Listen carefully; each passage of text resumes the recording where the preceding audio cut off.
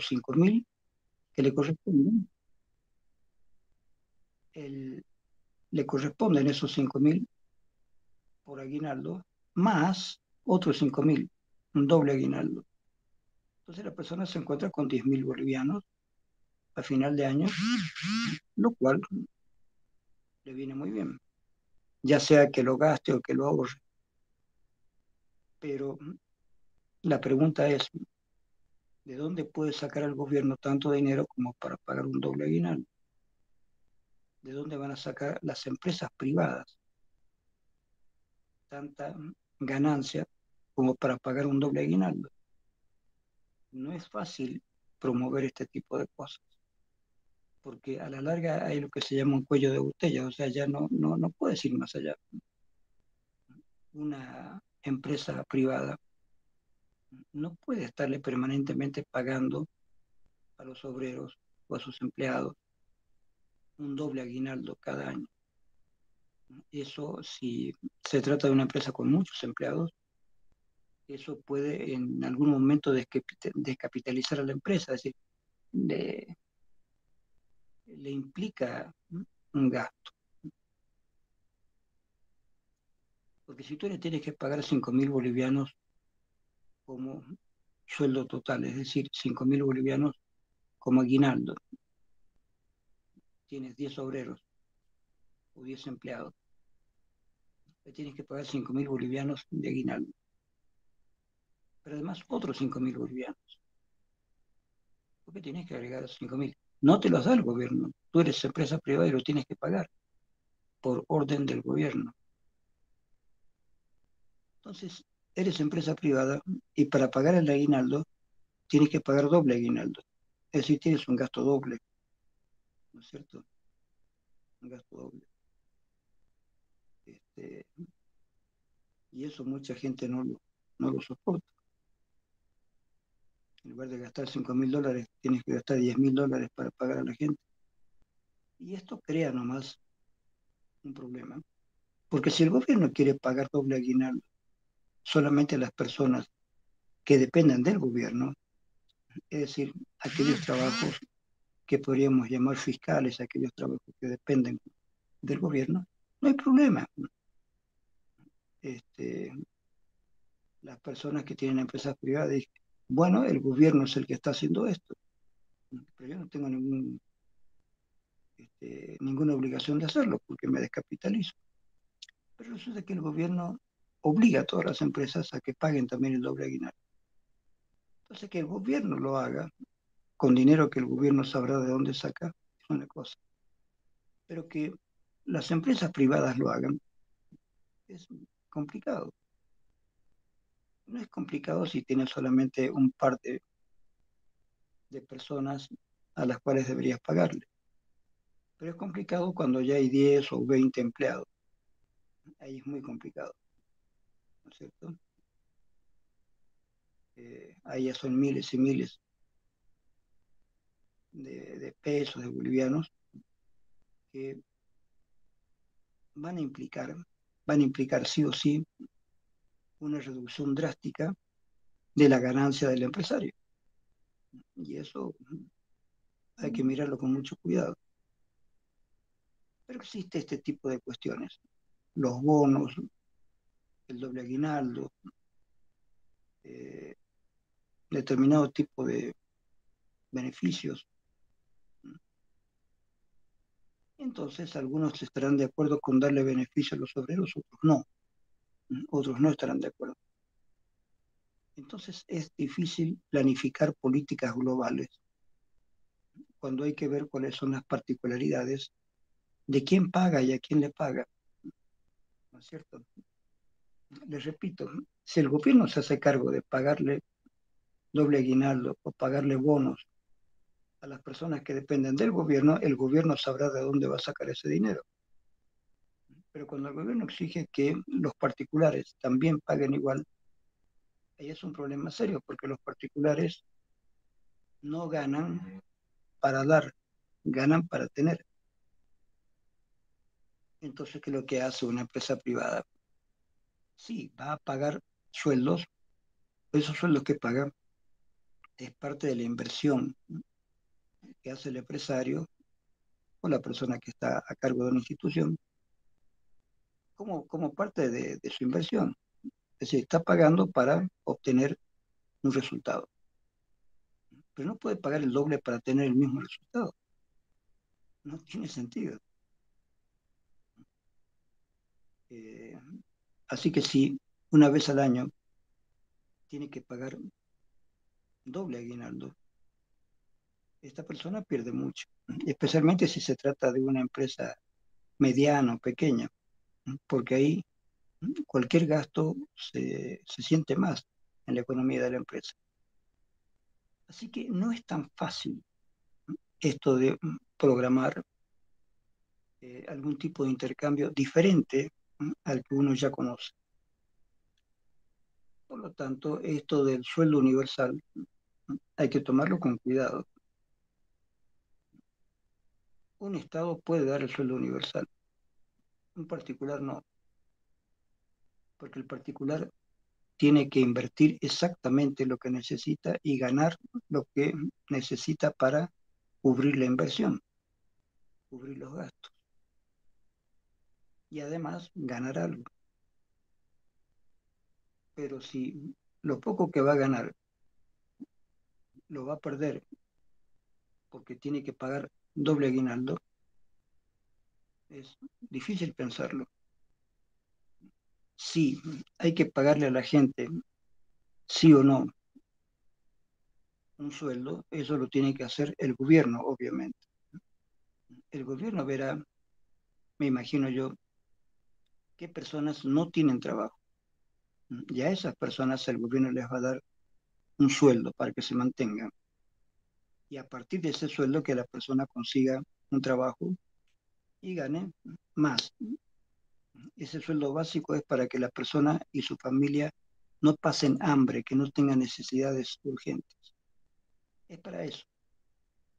Entonces, una persona que está tranquila, calmada, porque tiene ya un haber básico que le sirve para saber que ni su familia ni él van a morir de hambre, una vez con ese sueldo básico, la persona puede estar en condiciones más tranquilas para conseguir un buen trabajo. Y un trabajo en el que él se pueda desempeñar bien, porque es malo que una persona solamente por afán de trabajar pueda meterse en cualquier trabajo,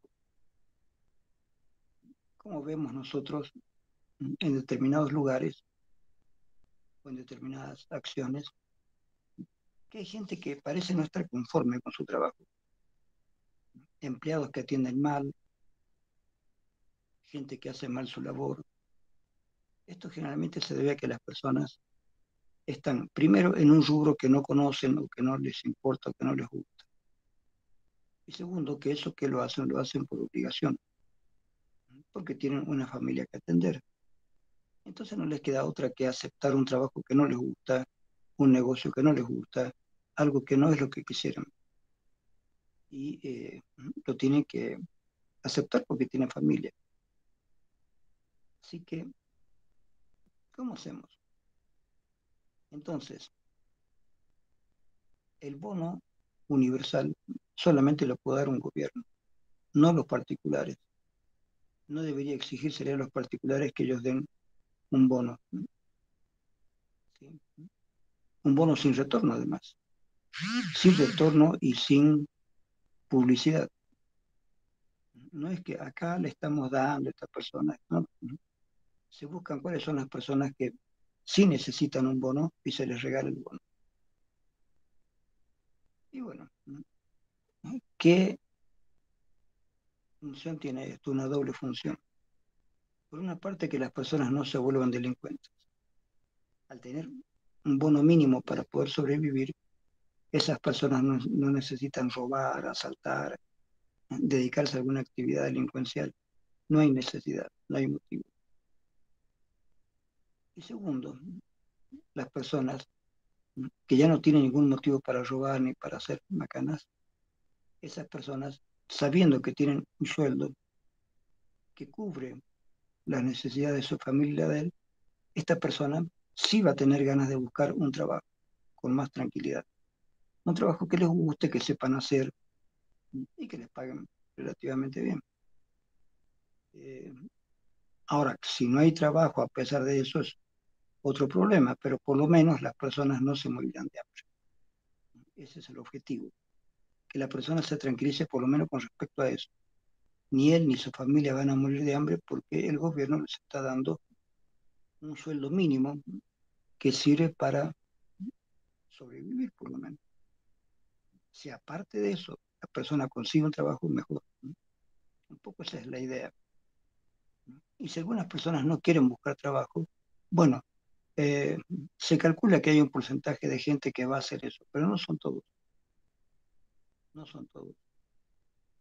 Hay gente que a lo mejor se va a querer avivar, bla, bla, bla, pero no es toda la gente que se va a avivar, no, no es cierto. Sería pensar mal de toda la gente, decir que toda la gente es avivada, que toda la gente es tramposa. No es cierto. Cuando hay algunos criterios muy inteligentes de cómo ayudar a las personas no solamente sobreviven, sino que las personas se dan cuenta que se les está dando una oportunidad. Y la mayoría aprovecha esa oportunidad para estudiar o para tener otro trabajo, para lo que sea.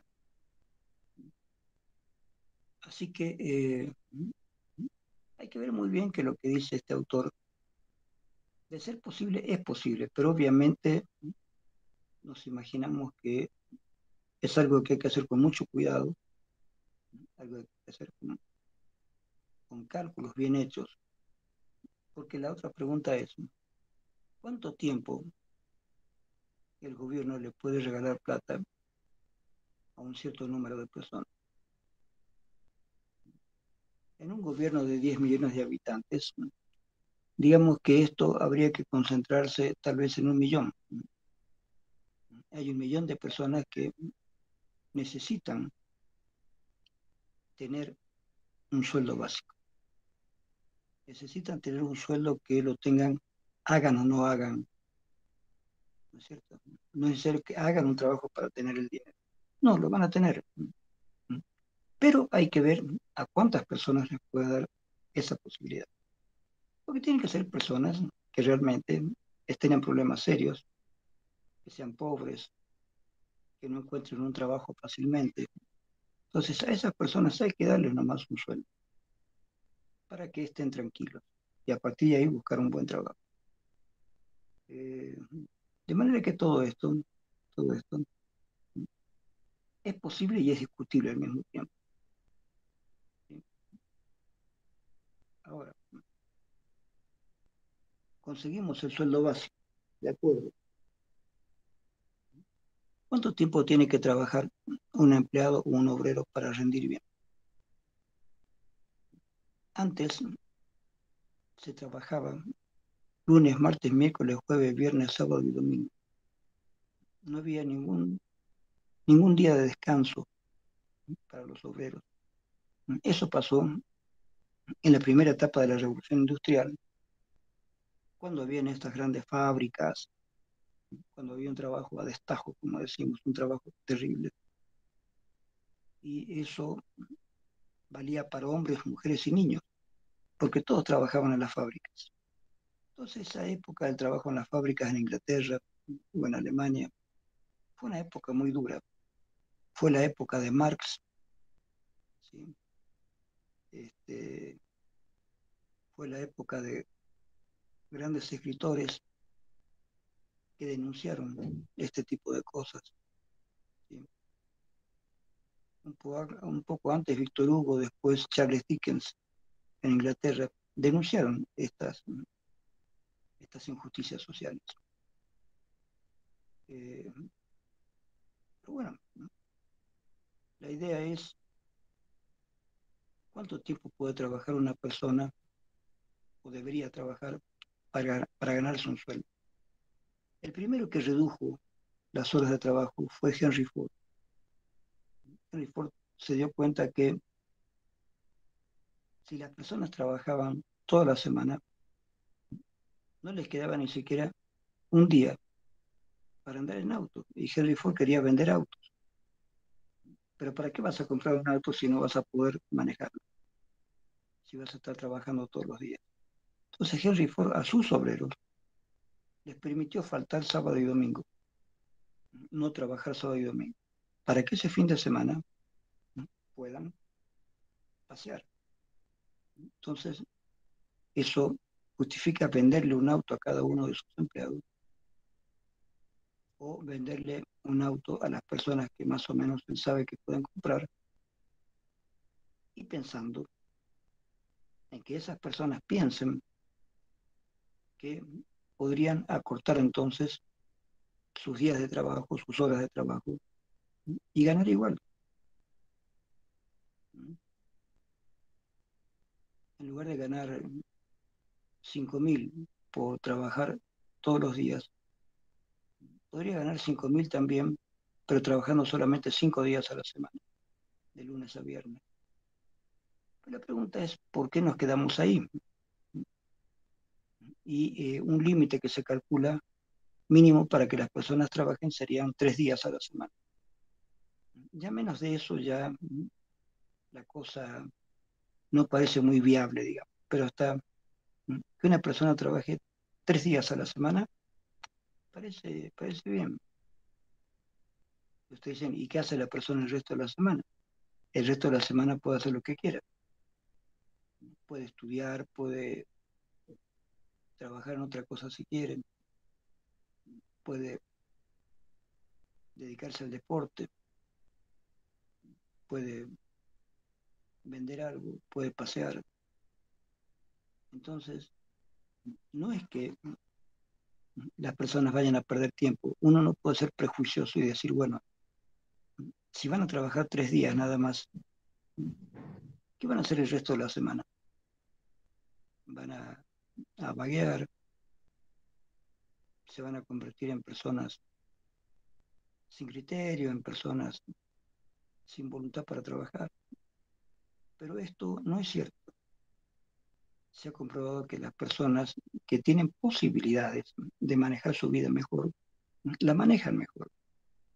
Sí hay un porcentaje que puede variar según los lugares, según las épocas.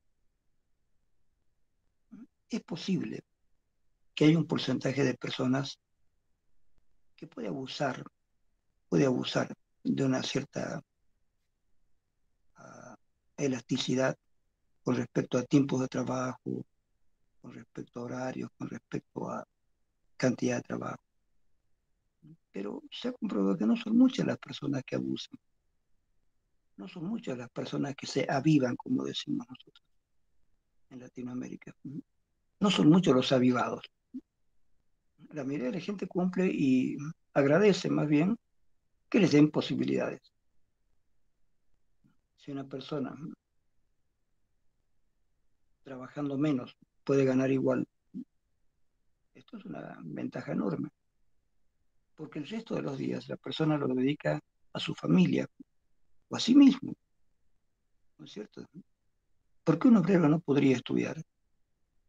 Entonces digamos que el obrero trabaja 3 días y el resto de los días puede, si quiere, estudiar, puede pasear, puede viajar,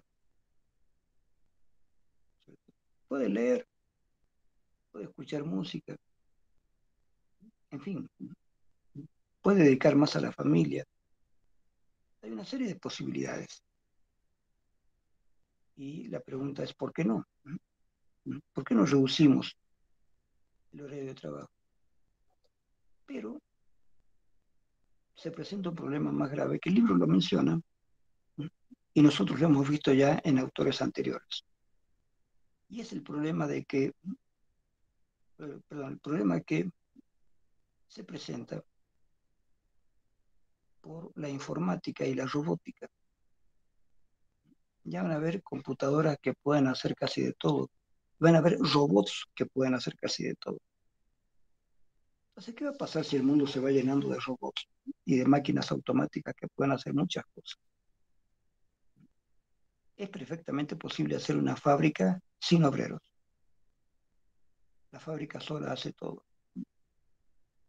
se necesitarían 2 o 3 personas para mantener la fábrica en funcionamiento y listo. No hay necesidad de obreros ni empleados. O se podría pensar también en el hecho de que no importa, no importa lo que la persona haga, cuánto trabaje, lo que importa es que la persona tenga tiempo para sí misma, porque ese tiempo para que las personas tienen para sí mismas es muy valioso. Ahora, hay que ser un poco, digamos, no sé si injusto, ¿no? Pero hay que ser muy suspicaz. Y esto, claro, en Latinoamérica más que en ninguna otra parte, suspicaz para pensar que darle a una persona más horas libres durante la semana va a ser para que esa persona se vuelva más perezosa, ¿no? Que esa persona en algún momento no sepa muy bien qué hacer con su vida. Para eso entonces tiene que haber un sistema educativo muy bueno, ¿no? Un sistema educativo que le enseña a las personas a aprovechar su tiempo. Pero se ha visto que es perfectamente posible. En Europa se están haciendo algunos intentos, ¿no? Que la persona no tenga que trabajar ni siquiera 5 días a la semana. Suponemos que sábado y domingo la persona descansa. Entonces, de lunes a viernes son 5 días. Pero se ha comprobado que a lo mejor con 3 días que una persona trabaje, saca adelante su trabajo. ¿Por qué? Porque la mayoría del trabajo que se está haciendo hoy en día es un trabajo intelectual o técnico o tecnológico. No es el trabajo manual de hace muchos años atrás. En las primeras épocas de la etapa industrial, sí había mucho trabajo manual que hacer, porque prácticamente las máquinas eran imperfectas y las personas tenían que reemplazar a las máquinas. Es decir, en alguna medida las personas estaban intermediando con las máquinas para producir las cosas. Si la máquina hacía una parte y el ser humano hacía otra parte, el ser humano se convertía en máquina para estar entre las máquinas y poder hacer las uniones que faltaban. Aquí hay una máquina que hace esto, hay otra que hace esto, pero se necesita alguien, ¿no?, que lleve esto de un lado a otro.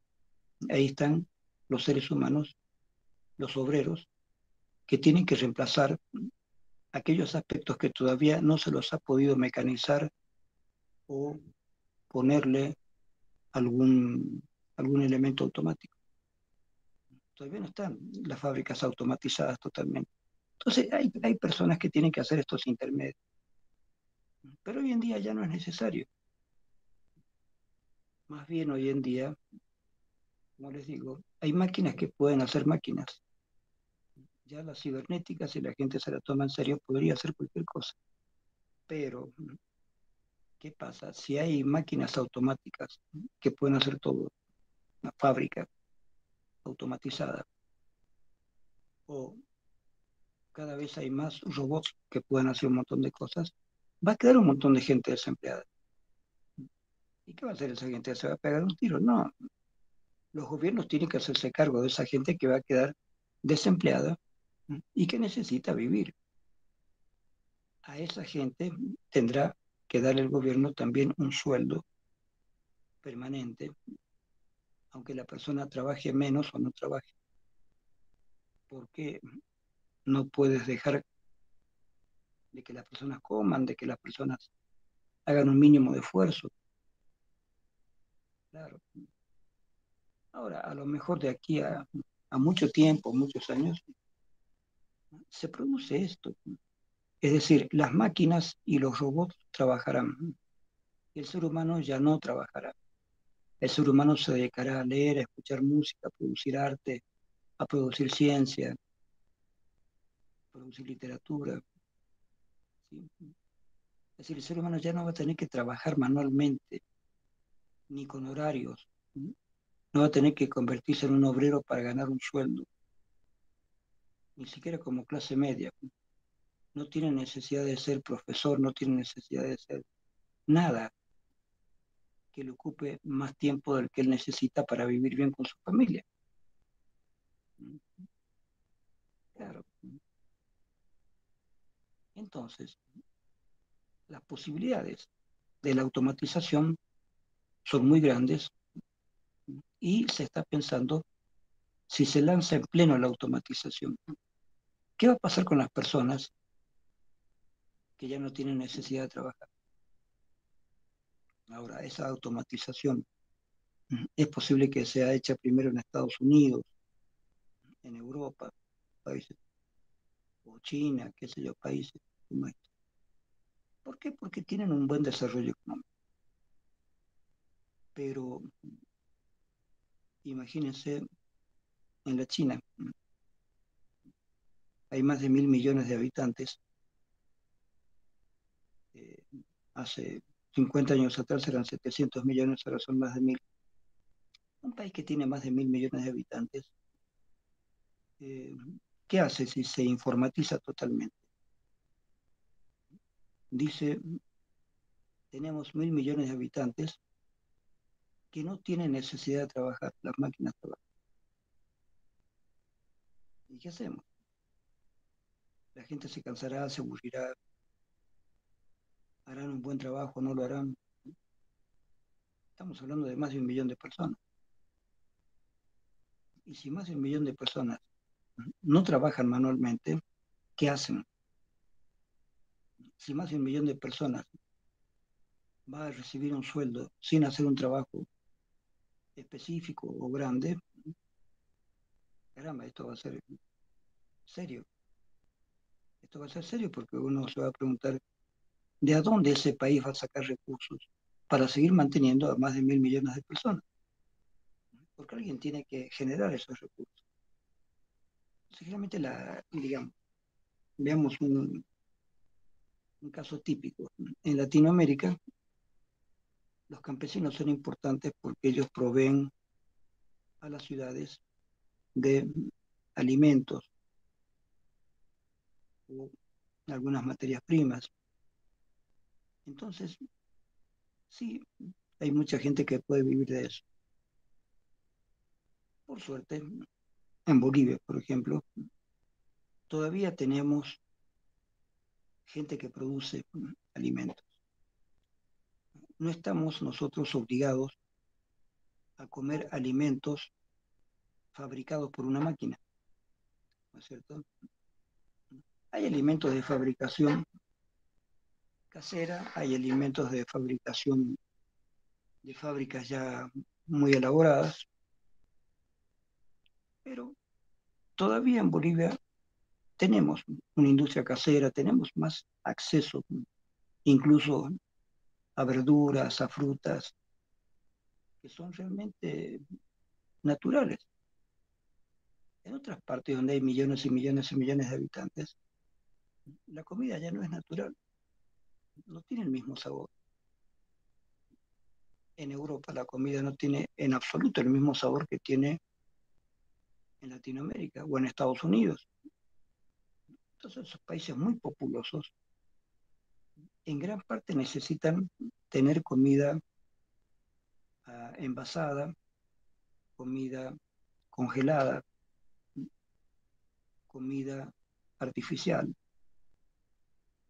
Entonces ya empezamos con que la alimentación cambia según las posibilidades de las personas y según las posibilidades del país donde esa persona vive, ¿no es cierto?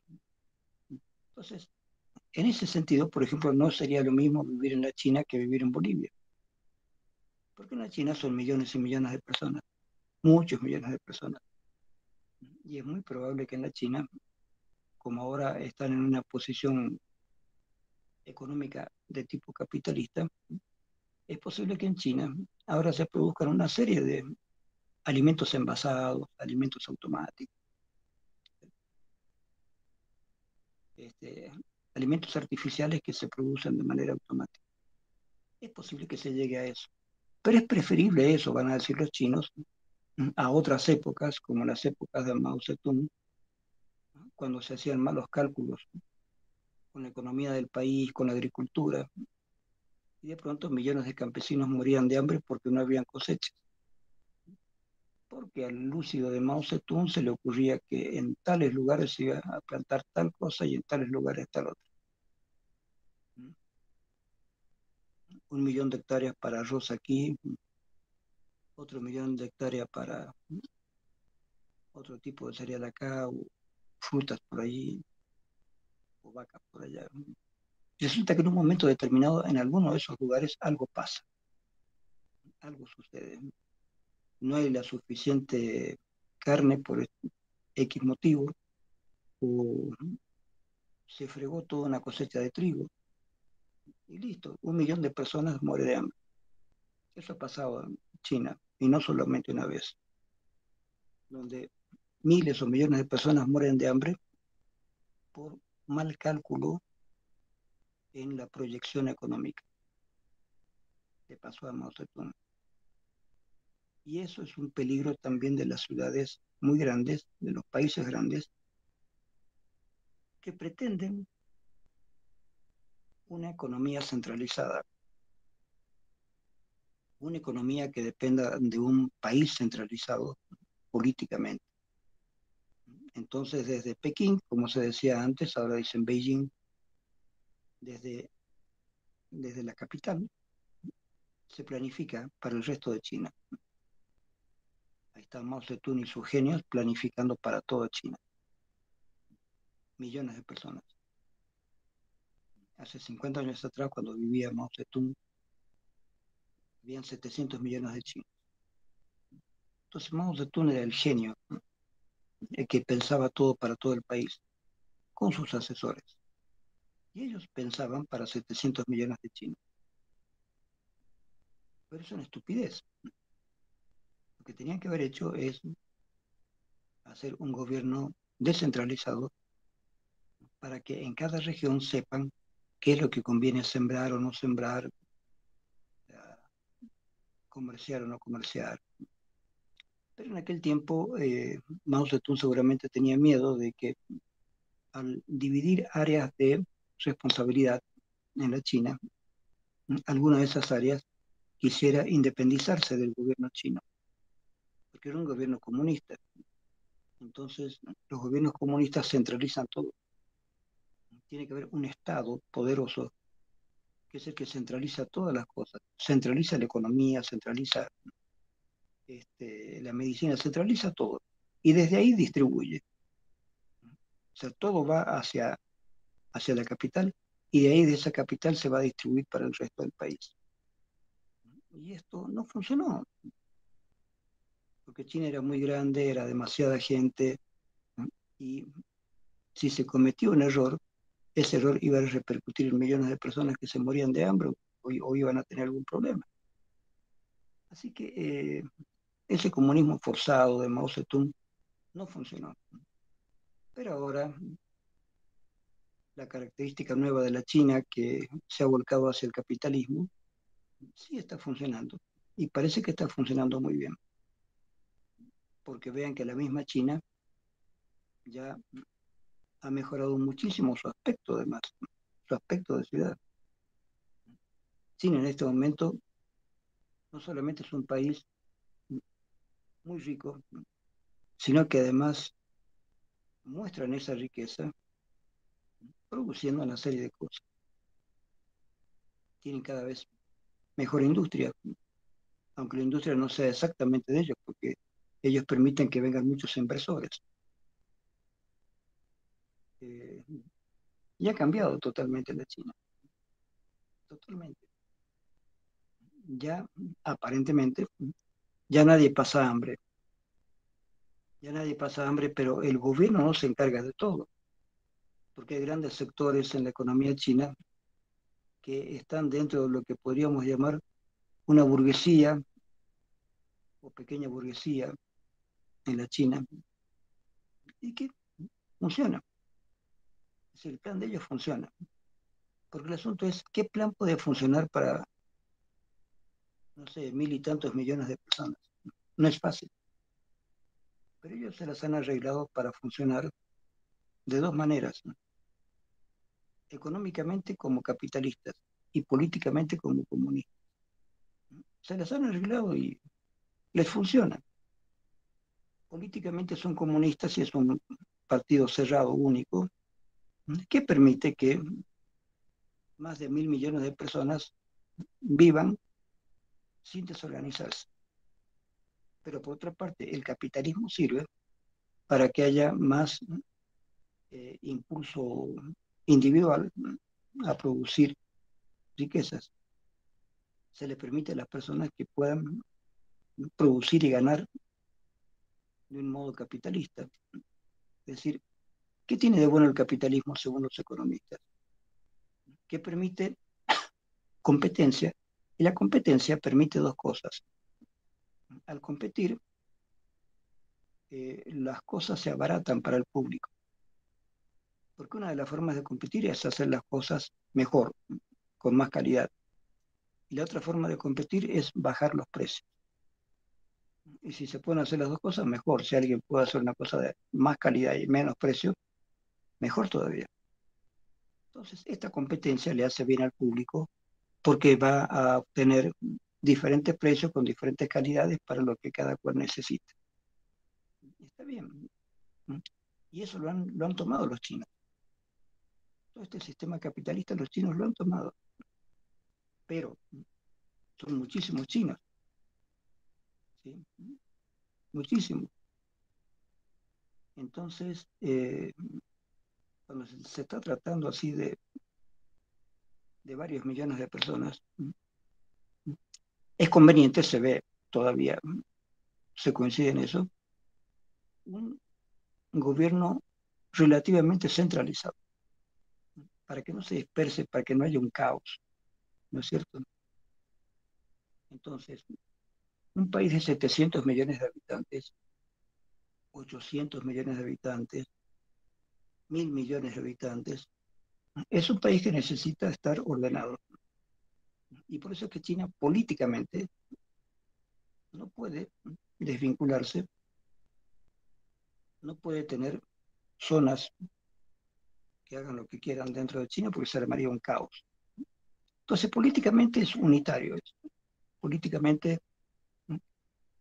no es democrático, pero económicamente sí. Ahora, ¿cómo se puede regular eso? Difícil.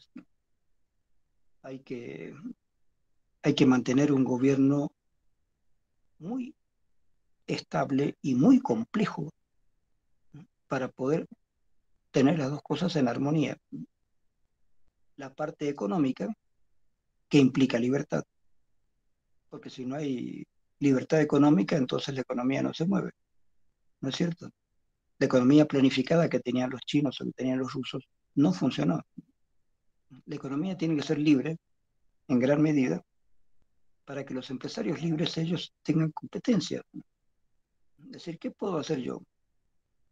Jabones, voy a fabricar jabones y tengo que ser mejor que quién. Tengo que ser mejor que las marcas que hay en este momento en el mercado. Entonces, ¿qué marcas hay en el mercado? Tal, tal, tal, tal. Esas marcas que me representan a mí como competencia. Esas marcas producen esto y esto y esto y esto. Hay un jabón nuevo que se podría hacer. Se podría hacer un jabón que además tenga este aroma o que además tenga esta posibilidad. Entonces voy a fabricar este jabón. Y la persona entra ahí en la competencia de los jabones. Y se abre paso. Y si hace las cosas bien, no solamente si tiene suerte, sino si además hace las cosas bien, esta persona de pronto va a vender más que los demás. Y se va a hacer rico, porque su jabón es mejor. Esta competencia es necesaria en el sistema capitalista. Esta competencia es lo que no había en el comunismo. En Rusia o en China no había competencia, porque todas las empresas, todas las fábricas eran del gobierno. No podían competir mucho entre ellas porque eran todas del mismo dueño, que es el gobierno. ¿Por qué van a competir? En cambio, en el sistema capitalista hay competencia. Y como hay competencia, cada empresa quiere ser mejor que la otra. Y ofrece más cosas, y se las ingenia para ofrecer cosas mejores y más baratas que los otros. Así que eso produce bastantes cosas buenas para todos. Pero con la evolución del sistema capitalista, muchas de estas cosas se han vuelto problemáticas, porque de pronto hay empresas muy grandes que establecen lo que se llama un monopolio.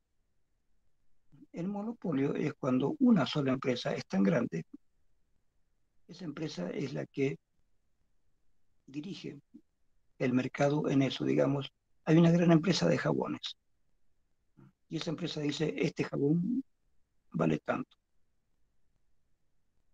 Y si tú dices, voy a hacer un jabón de la misma calidad, pero que cueste menos, entonces esa gran compañía va a ver dónde tienes tu fábrica. Y en toda la zona donde tú tienes la fábrica y vendes tus jabones, ahí la gran empresa va a ir a vender jabones a menos precio que tu fábrica. Va a llegar un momento que ya, si tú tienes una fábrica chica, no puedes bajar los precios mucho porque ya no te conviene. En cambio, una gran empresa puede darse el lujo de que en alguna área baje los precios, solamente para fregar a otra empresa. Entonces la empresa grande baja los precios de los jabones en Cochabamba, digamos, hasta que la empresa que se le ha ocurrido participar en la fábrica de jabones reviente, porque eh, hace los jabones lo más barato que puede y cada jabón sale a 15 bolivianos. Entonces la empresa grande, que no le importa perder durante 3 meses, lo va a hacer a 10 bolivianos. No puedes competir porque si tú vendes a menos de 15 ya no tienes ninguna ganancia, te fundes como empresa.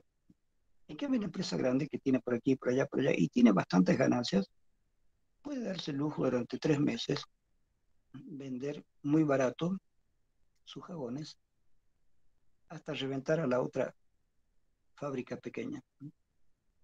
La fábrica pequeña revienta, no existe más, entonces vuelves a subir el precio de los jabones. Estas ciquiñuelas son las que se hacen en el capitalismo. Pero el capitalismo, como les digo, tiene la otra ventaja de que hay competencia. Y cuando hay competencia, cada cual trata de presentar lo mejor a un precio adecuado. Como les digo, nada de esto funcionó en el llamado comunismo. Ya les he dicho que el comunismo perfecto no existió nunca, pero en los países llamados comunistas, Rusia, agrandada como Unión Soviética o la China, en estos países donde había un solo jefe que mandaba todo, un Stalin que mandaba todo Rusia, un Mao Zedong que mandaba todo China, ahí las cosas no funcionaron bien. Porque además es imposible que un tipo, aunque esté rodeado de expertos, pueda saber muy bien qué es lo que hay que hacer en todo el país.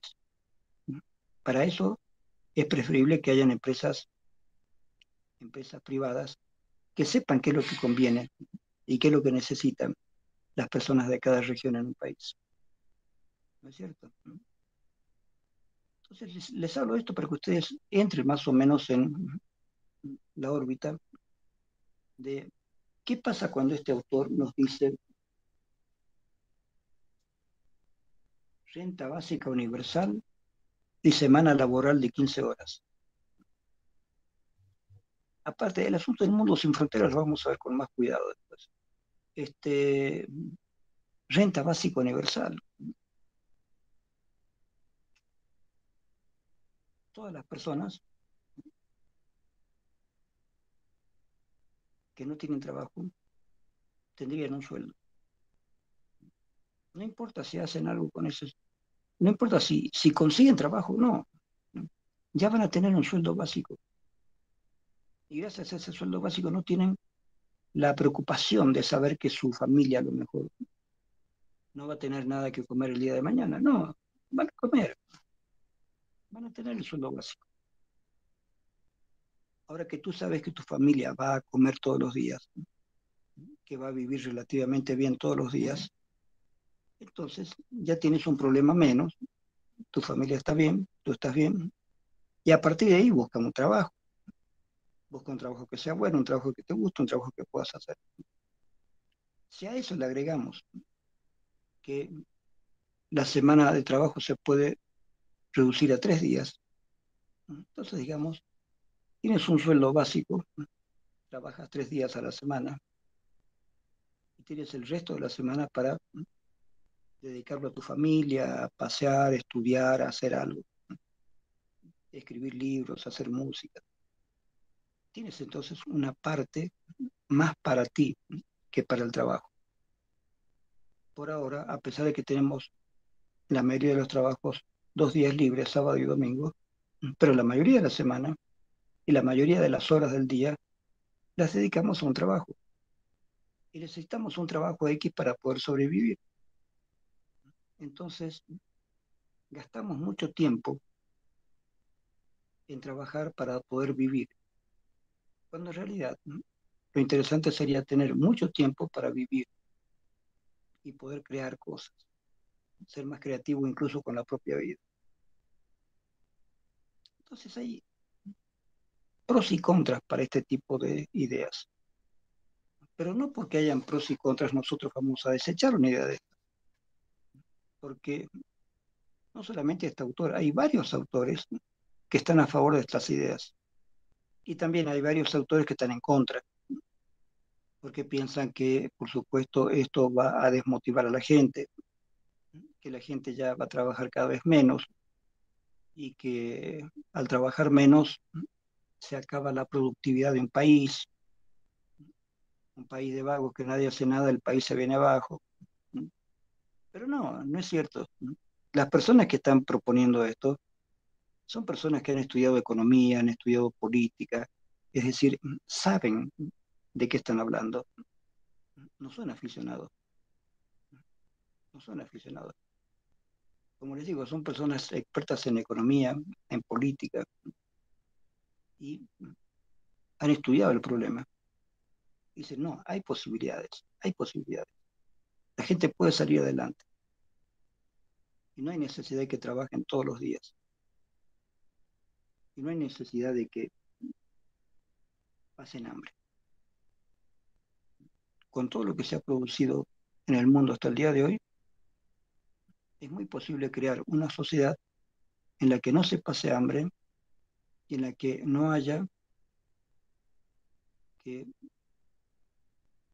pedir prestado o recurrir a pedir limosna, porque eso es humillante también. Cuando una persona está muy pobre y no tiene recursos, ¿qué es lo que hace? Pide prestado o tiene que pedir limosna o se convierte en delincuente. Son tres posibilidades tristes, ¿no es cierto? Cualquiera de esas posibilidades hace que la persona se sienta mal por dentro. Y a veces para no sentirse mal, algunos se vuelven delincuentes y tratan de ser buenos delincuentes, para vivir bien aunque sea de eso, ¿no es cierto? Como un orgullo, digamos. Bueno, ya que no me permitieron ser un ciudadano orgulloso de mí mismo, trabajando normalmente, entonces me dedico a ser eh, estafador, me dedico a pertenecer a la mafia, alguna de estas cosas. Y ahí obtengo dinero. Y con ese dinero que obtengo mantengo a mi familia bien. Está bien, yo me meto ya en una cuestión delincuencial, pero por lo menos mi familia va a estar bien. Este es el justificativo, el razonamiento que tienen muchas personas para meterse en cosas delincuenciales. Entonces pensamos que la extrema pobreza, la vergüenza o la delincuencia se podrían eliminar, si le damos un sueldo básico a las personas que tienen problemas económicos. Obviamente no le vas a dar un sueldo básico a un rico, el rico ¿para qué quiere el sueldo básico? Estamos hablando del sueldo básico a las personas que realmente lo necesitan. Pero esas personas ya que necesitan, les das un sueldo básico Y esto va a servir. Esa persona se va a sentir estimulada, tranquila. Tranquilo, te vamos a dar 5.000 bolivianos por mes. Hagas lo que hagas. Vas a tener durante 3 años seguidos 5.000 bolivianos por mes. Si quieres echarte a leer, a, a no hacer nada, puedes hacerlo. No te vamos a vigilar. No te vamos a pedir informes sobre qué estás haciendo con esos 5.000 bolivianos. Te damos. Y a partir de ahí, utilizarlos bien para, con más tranquilidad, buscarte un buen trabajo. Si quieres, te ayudamos a buscar un buen trabajo. Entonces se ayuda a la gente de esa manera. Pero no se ayuda a la gente si le dicen, mira, si no tenés trabajo, busca, mira, aquí tenemos este trabajo de carpintero, pero yo no sé carpintería. Bueno, aprende algo, vas a poder hacer. O aquí hay otro trabajo, pero para este trabajo hay que hacer tal y tal cosa. Sí, pero yo no sé hacerlo. Bueno, pero te friegas entonces.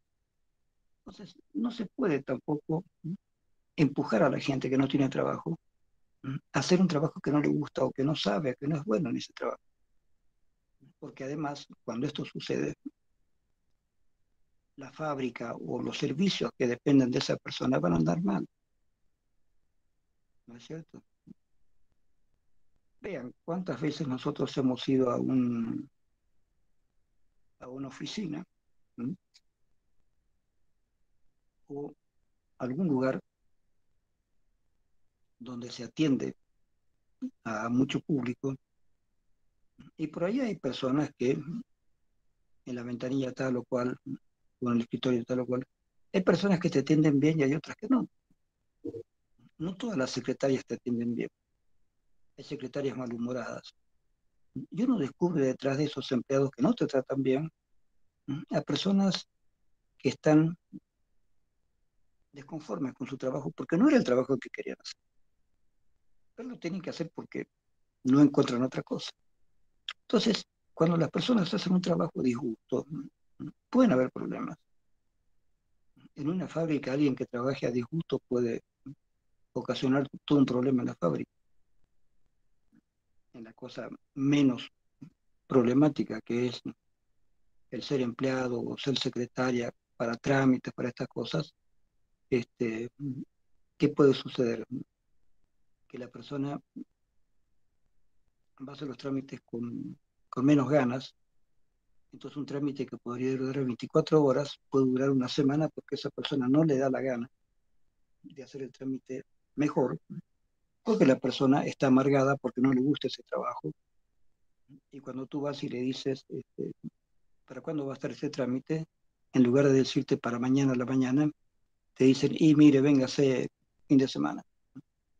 O ha sido el lunes, te dicen que para el viernes. Mentira, no, no debería ser para el viernes, debería ser para el día siguiente. O incluso debería ser en 3 horas más. Digo. Véngase en 3 horas más, ya lo va a tener. Así podría ser en muchos casos. Pero no, como la gente está amargada, te dice, no, véngase la otra semana. Se evitarían entonces muchos problemas sociales, laborales. Entonces es mejor darle a la gente que no tiene trabajo, darle un sueldo básico. Y a partir de ese sueldo básico, ayudarle a que consiga un trabajo que le guste, en el cual sea competente. No hay nada peor que gente incompetente esté haciendo un trabajo y lo haga mal porque es incompetente, porque no le gusta la cosa que está haciendo. ¿No? Que eso lo vemos muy seguido. En Latinoamérica es muy frecuente personas malhumoradas o inútiles para su trabajo.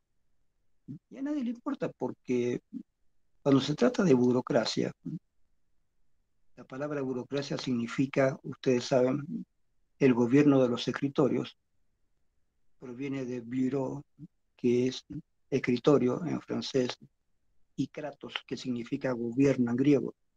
Entonces la burocracia es el gobierno de los escritorios, es decir, las personas que hacen trabajos administrativos son las que realmente gobiernan en una empresa, especialmente si es una empresa pública. Si a un lugar, qué sé yo, a una alcaldía, no sé. Por ahí te demoran a propósito los trámites porque la persona que tiene que hacerlo no le da la gana de hacerlo, no tiene ganas de hacerlo. Entonces está en ese trabajo, pero está a disgusto en ese trabajo. Entonces trabaja mal. Te podría decir, mañana venga a buscarlo, ya va a estar listo. Entonces te dicen, no, mire, esto va a tardar por lo menos una semana. Y es mentira. Simplemente no le da la gana de hacerlo. O como recuerdo alguna vez cuando viví en La Paz y acá mismo en Cochabamba, tú necesitas hacer algo y el abogado que te asesora, como me asesoró un abogado a mí una vez, te dice, pero tiene que pagar para que el trámite salga rápido. Porque si no pagas te van a decir, véngase de aquí a 10 días. Pero si le pagas el trámite va a salir rápido. Y le digo, bueno, pero ¿cómo hago para pagarle? Bueno, cuando usted va a llevar la carpeta donde va a hacer el trámite, tiene que charlar con la persona y rápidamente abrir la carpeta y dentro de la carpeta tiene que haber 100 bolivianos, digamos, que es para la persona. La persona lo ve y te dice, mañana mismo, véngase a mediodía, ya va a estar listo. Si no haces eso, te va a decir, véngase la próxima semana, ¿no es cierto? Así que este tipo de cosas se aprenden en la vida cotidiana. Cualquiera empieza a aprender en la vida cotidiana cómo funcionan los mecanismos burocráticos, cómo funcionan los mecanismos ya sea de una empresa privada o de una empresa pública. En las empresas públicas las cuestiones son bastante duras porque las personas, los empleados públicos, no tienen ganas de trabajar y allí casi nadie vigila muy bien el trabajo. En las empresas privadas sí, porque el dueño de una empresa privada quiere que su empresa funcione y entonces los empleados tienen que funcionar. Pero una empresa pública, ¿de quién es? Es del gobierno. ¿Dónde está el gobierno? Está allá lejos, en La Paz. Entonces, como que no hay un control, ¿no es cierto? No hay un control.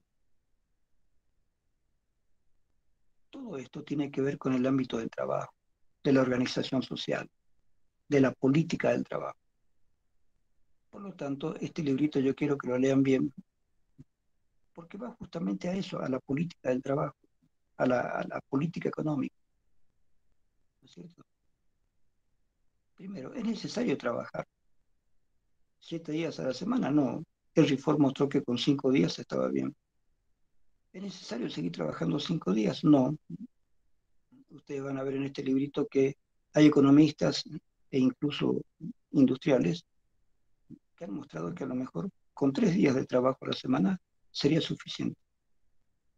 Y les repito, tarde o temprano algo como eso va a haber que hacer, porque en algún momento, todavía no lo quieren hacer, pero en algún momento los robots van a empezar a funcionar, todo va a ser robotizado. En algún momento determinado, algunos empresarios comenzarán a emplear robots, porque les van a resultar mejores, más eficientes que las personas humanas. Las personas humanas se pueden equivocar, el robot no. Entonces, para muchas cuestiones de documentación o cuestiones burocráticas que son importantes, van a ver ustedes, se va a robotizar eso. Es una de las primeras áreas que se va a robotizar. Entonces toda la burocracia se va a terminar. Ahora, esas personas que les van a decir, vean, muchachos, ya se quedan sin trabajo porque vamos a emplear robots y computadoras. ¿Y esas personas dónde van a ir? ¿Qué trabajo van a tener? Y no, miren, el gobierno se va a hacer cargo de ustedes por 3 meses, mientras tanto buscan algún trabajo. Pero todo el mundo se desentiende finalmente de las personas que no tienen trabajo. El gobierno, las empresas privadas, mucha gente se desentiende. ¿Te quedaste sin trabajo? Bueno, chao, problema. Por eso me parece bien pensar en ciertos cambios sociales que de todas maneras van a llegar. Les repito, el auge de las computadoras y los robots va a hacer crisis sobre todos los trabajos en todo el mundo. Ya los empresarios, una vez que esto empiece y continúe, ya no va a parar más. ¿Sí? Y en cuanto 10 empresas grandes comiencen a emplear robots para sus casas comerciales, para sus fábricas, eso se va a hacer en todo el mundo. Porque si no, los demás pierden tiempo o pierden calidad. Si el robot puede hacer más cosas en menos tiempo y mucho mejor, a la larga todo el mundo va a comprarse su robot. Y a partir de ahí van a desaparecer miles de empleos, millones de empleos. ¿Y qué va a hacer cada país con esa gente? Si todavía no lo han hecho, es por esta pregunta que yo les hago. ¿Qué va a hacer ese país con toda la gente que va a quedar sin empleo? No sabemos. Se está planificando todavía, pero no se sabe exactamente qué es lo que podría pasar. Ni idea. Nadie tiene idea. Por lo tanto, conviene leer este libro porque este libro dice, en algún momento, estas decisiones se van a tener que tomar. El mismo libro lo dice, porque en un futuro próximo todo va a estar automatizado y robotizado. Así que de todas maneras va a quedar mucha gente sin trabajo y no pueden morir, no pueden morir de hambre. Entonces hay que buscar la forma en que las empresas y los gobiernos den un sueldo básico a las personas para que tengan o no tengan trabajo, no mueran de hambre. Esta es la situación y esta es la explicación que se puede dar sobre este libro. En la próxima clase voy a hablar brevemente de la última parte del libro y ya pasaremos a otros temas. Ya saben, las preguntas que ustedes tengan que hacer, las hacen por escrito y Luis me pasa a mí esas preguntas y les responde, que les van a servir también para el trabajo práctico. Así que cualquier pregunta que tengan que hacer sobre los prácticos, pueden irlas formulando ahora porque necesitamos ya que ustedes rindan exámenes de práctica. ¿Sí? Listo, eso es todo. Gracias chicos. Chau, chau. Hasta luego, licenciado. Gracias.